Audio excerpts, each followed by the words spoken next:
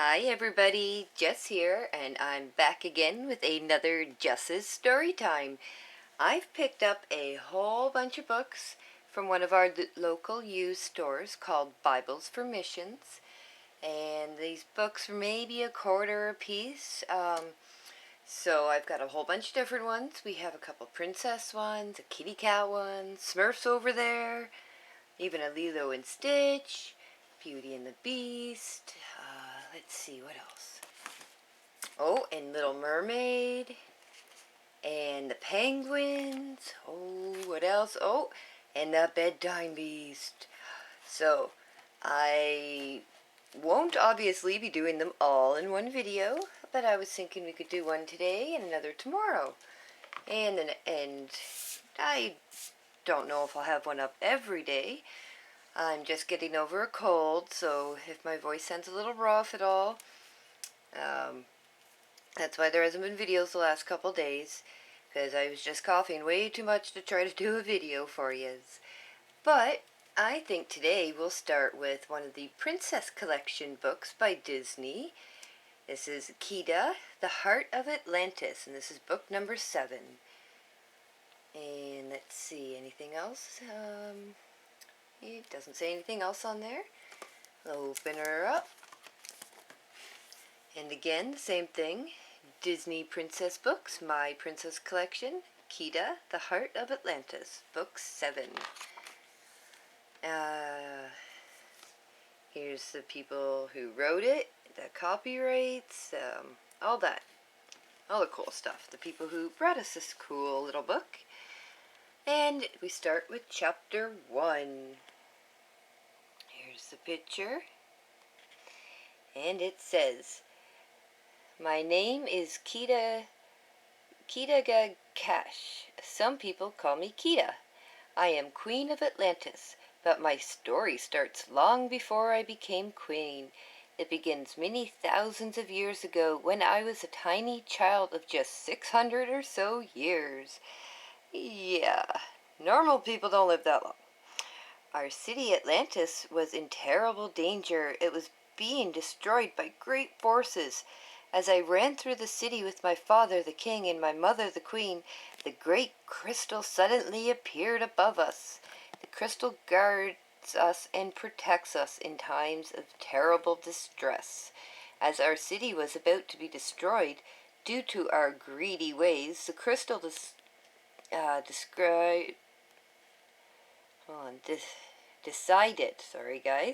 the crystal decided to accept as sacrifice someone of loyal birth to save the city.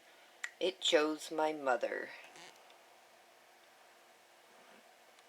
There's her mother being chosen. There's her father and Kida. Next page. There's her picture. I believe she was chosen not just because she was royal, but also because she was good. When she was joined with the crystal, she left me forever. I was terribly sad, but I knew that she had saved us all. Soon our city sank deep below the ocean and continued to exist in a bubble beneath the surface. We did not thrive, but we existed in peace for a while. That's a cool picture. Let's see if we can get a close-up. There's Atlantis. Chapter 2. My father, King Kashekim, Nidach, hard to read, sorry guys, was a wise and good ruler, but he did not tell us about our past. He did not let us know that we had caused our own downfall. Because of our greed, we had used our powers and special gifts to try to take over the world. Rather than trying to cure disease and help others,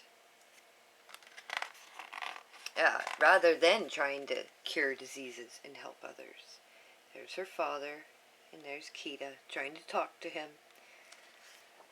Next page. My father did this to protect us. He was in terrible grief over the loss of my mother, and he did not want our people to suffer anymore. So for years, he hid our own great skills from us. He did not know that We could read and write. Oh, we did not know that we could read and write. We did not know that we had flying vehicles and knowledge of great things, all of which could have helped us thrive. My father wanted his people to be ignorant and safe. Then one day, everything changed. Chapter 3. It all began when a man named Milo Thatch and a group of explorers from the surface came to our world. We first saw them as they camped outside our city. We knew they were lost, but we also feared them. Who were these strangers? What did they want? Next page. Oh, look, there's Milo and Kita. Soon they found our hidden city. I was immediately intrigued by Milo Thatch. He was smart and funny, and he could answer many of our questions about life on the surface. Milo was good to us, but his companions were greedy. They asked him to find out information about us. Milo didn't understand this greed, or their greed. He just wanted to know us better. And there's all his companions. Next page. As I soon learned, Milo could read Atlantean. Hoo-hoo, cool. I took him to my workshop. Here, let me show you something, I said. It was an ancient flying vehicle our ancestors had used before us. It had sat idle for hundreds of years because none of us could read the writing on its controls. Milo read the instructions as soon as the flying machine came to life, and soon the flying machine came to life. We even went for a ride over the city. It was incredible.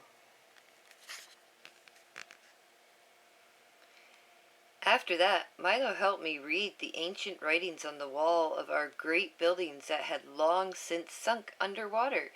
He opened my mind to many things, both about the world above us and about our own world.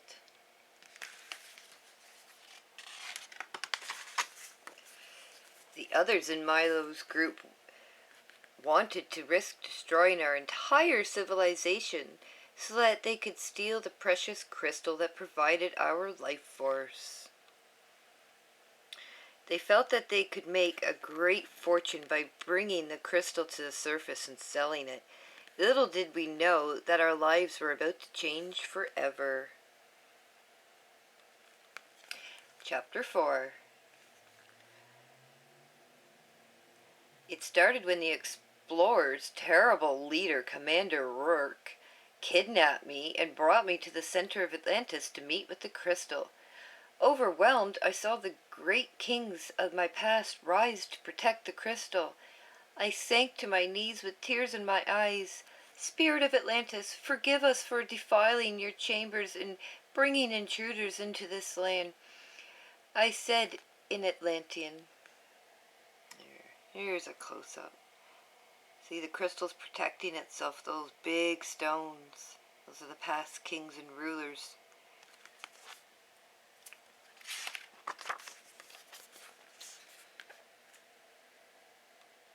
The crystal sensed the danger, and I could feel its spirit inside me.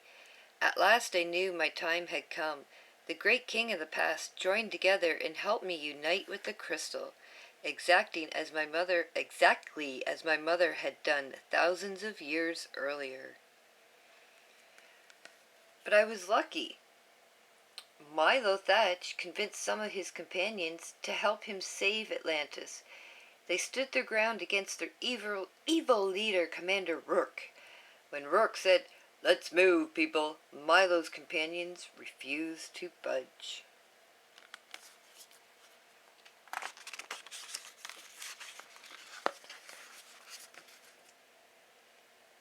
Then Milo led them into the fierce battle to save me. He showed them how to start the ancient flying machines. Soon the entire Atlantean armada took off after Rourke. At last it came down to Milo's battle against Rook. Milo alone was the one who defeated the wicked man and saved my life. That's cool. Unfortunately, a great strain was put on the crystal. In the end, my father lost his life, but the city was saved, and the great crystal gave me back to my people, allowing me to float down into Milo Thatch's arms. When I Chapter 5. When I awoke in Milo's arms, I was holding a tiny bracelet from my mother. Her spirit existed in the crystal. As I gazed at the bracelet and felt his arms around me, I felt grateful that I had met Milo Thatch. Aww.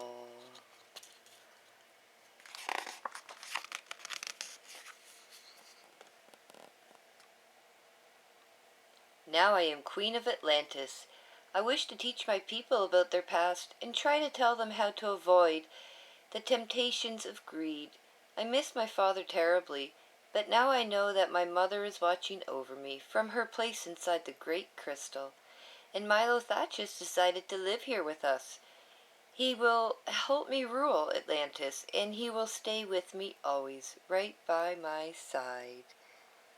Aww, it's extreme close up because that's a tiny picture. That's so cool.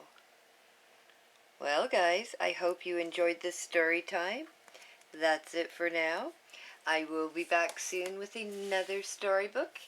I'm not sure which one. If you guys have any suggestions, leave a comment below and I will read it for you. Alright, guys, I love yous. I will see you soon. Bye.